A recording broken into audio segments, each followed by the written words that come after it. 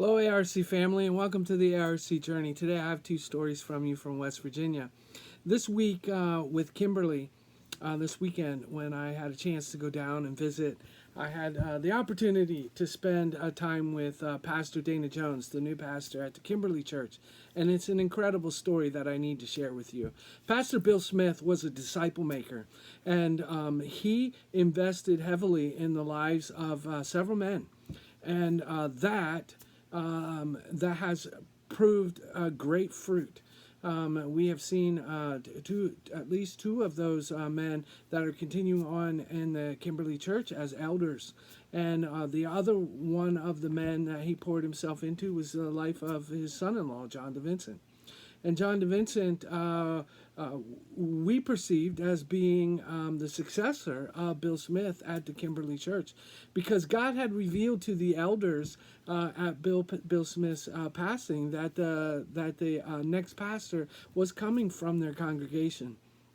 And so everyone kind of thought, but God had something different. And God called John and his family to the Markleysburg Union Church, where he is producing tremendous fruit, following the same kind of disciple maker pattern that Pastor Bill Smith poured into him.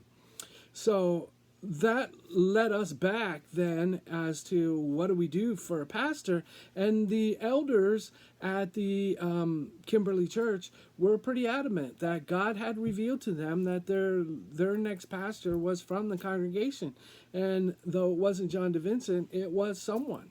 And so they began to pray, search, and they began to pour themselves. These two elders began to pour themselves into the life of a young leader in the congregation. And when we followed up with them and said, where are we at? What can we do to help you in your search for a pastor? Don Smith, Bill Smith's brother, who is the elder, actually said to me, why do you think that we need to have a pastor right now? Why? What is it? And threw my hands, I said, I'm not saying. If you're saying that God has told you to wait and you have a plan and he has a plan and you know his plan, then that's all good. And they began to pour themselves to invest in the life of Dana Jones. And they said to me, we know that God is calling him to be our next pastor. He just doesn't know it, and the congregation doesn't know it yet. And God worked in his life. God worked through those elders as they were discipling and coming alongside. And the congregation saw what God was doing and affirmed when Dana was ready to say, God's calling me into ministry. I absolutely believe it.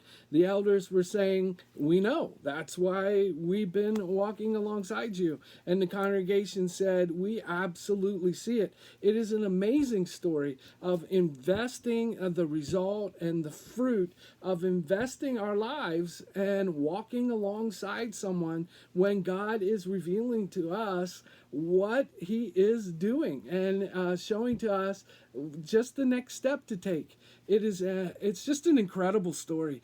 So I got the opportunity to spend some time with Pastor Dana and his family. What a gracious, on fire family, all of them, so excitable, so compassionate for the congregation and the community that they're serving.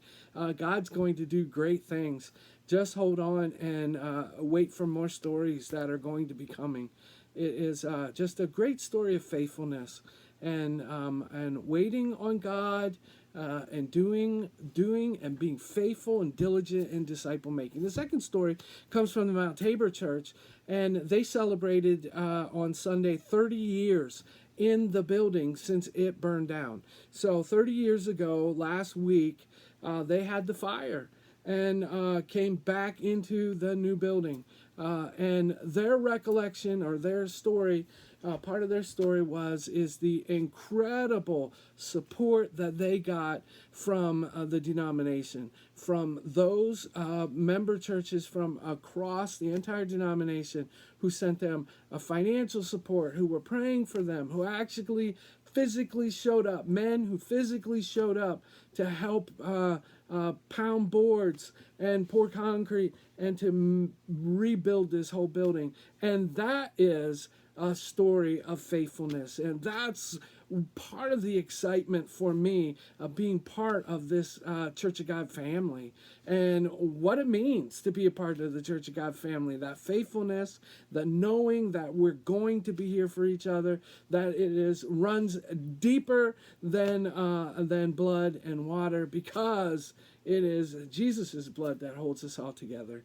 So those are two encouraging stories for us as we move forward this week.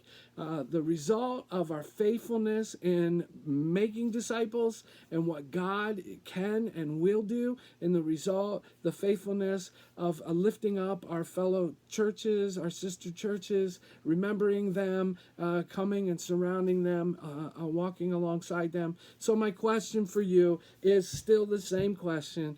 Who are you praying for that they come to the saving knowledge of Jesus Christ? Who are you walking beside and invited into your life so that you are on this discipleship journey together? And the third question is who do you see and who have you identified as being an up-and-coming leader that you are pouring yourself into them so that they can stand on your shoulders as they discover their ministry in the kingdom?